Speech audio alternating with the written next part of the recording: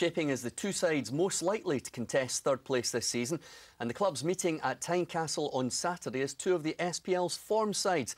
Hearts had taken 16 points from 18 in their last 6 matches, and Dundee United travelled to the capital having suffered just 1 defeat in their last 15 outings.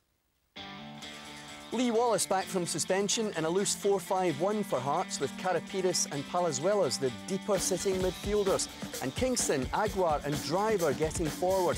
Christian Nadi would be substituted before half-time. Lucas Saluska almost certainly heading for Celtic next month, as United also fielded a 4-5-1 with John Daly the frontman and Scott Robertson his main support. Willow Flood expected to make the play from midfield. A minute's silence at Tynecastle before kick-off in memory of Hearts legends John Cumming and John Urquhart, who died recently. The commentary from Ken McRobb.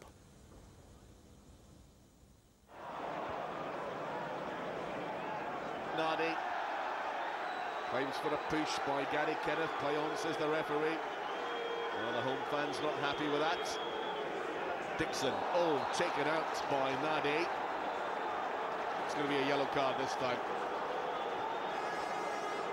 Bit of frustration, I think, from the Hearts striker.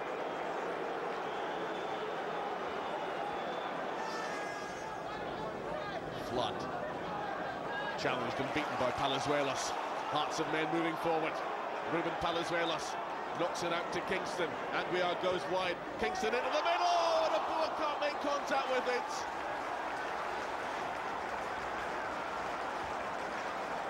But Palazuelos and Abua desperate to make contact with that cross from Kingston. Berra. Palazuelos. Hearts try again before the interval. Chip forward. Chance now for Driver. Inside the area. Right across the goal but wide. Good effort by Andy Driver.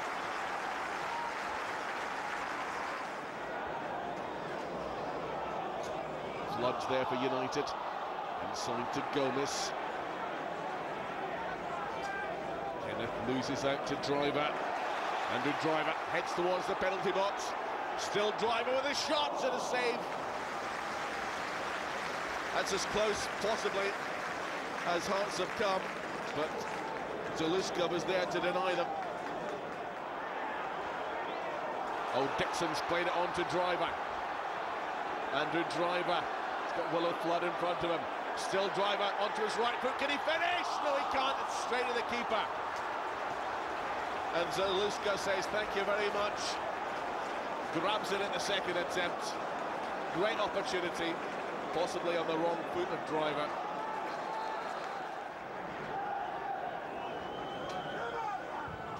Comes the corner, Daly with a header! Oh, he's put it wide. What an opportunity for John Daly. But his direction was all wrong, and he puts it wide of the post. If I am fair and I talk about Dundee, I think he had one goal chance from the corner, which one also was dangerous. But also in the first half we have maybe 2 very good possibility. In the second half, especially in the beginning from the second half, also 2 very good possibility. But I think this was a good football game. It's not up to me as the away team to to be gung ho and have a go and come off afterwards saying, we played really well but lost 1-0. I'm interested in picking up points. I thought we passed the ball well for long spells of the game, but we ended up back where we started a lot of the time. Pretty to watch at times, but never got us anywhere. Not pretty to watch at times. This isn't really pretty to watch either, Jim Duffy, this Christian Nadi challenge. Yeah, I mean, it's just a ridiculous challenge, really. He doesn't go for the ball at all. It is dangerous. I think the fact he just catches him with his thigh is the only saving grace there, but I think the vast majority of referees would have probably given a red card for the intent and the pace that he goes into the challenge. And I think you also have to credit Shaba Laszlo for substituting the player, because I think it was a poor challenge. I think there's every chance you could have got another yellow card anyway. Yeah, when we see it again, Stephen, obviously Shaba Laszlo thinks one more challenge and he's off. I better substitute him. Yeah, it's clever management, isn't it? But I think it's just the fact that there's no intent to play the ball, Jim. I don't think there was any kind of malice in the tackle. I don't think he meant to hurt the boy, but just the fact that the sheer pace and the fact the ball was away, that he's committed himself and just took the player out of the game, then he puts himself on the edge there. He did go and apologise to Craig Levein afterwards for that challenge, so I think they're all speaking again. There was one late opportunity for John Daly. I wonder if he might have scored here, Jim. Yeah, probably should have scored. It's a well-worked free kick. There's a little block off there, and then he gets in front of Robbie Nielsen. But it's just interesting to hear Craig Levein say it's not up to the away team to maybe try and entertain and try and you know, take the game to him. I don't think he was quite saying that when Hamilton had a result against him up at Tannadice a few weeks ago. I think when we saw those teams lining up, we thought they might cancel each other out, Stephen.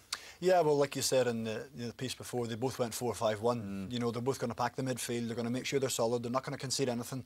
They're both very strong defensively. I think they've both conceded 20 goals in 19 games each, which shows they're determined at the back not to concede. They can score when they want to, but I would think Craig Levein's probably the happier of the two managers. And they both continue very good runs of form, Jim, basically. Yeah, I mean, it just looked a draw in the cards, Jim, didn't it? You know, with the form both teams are on.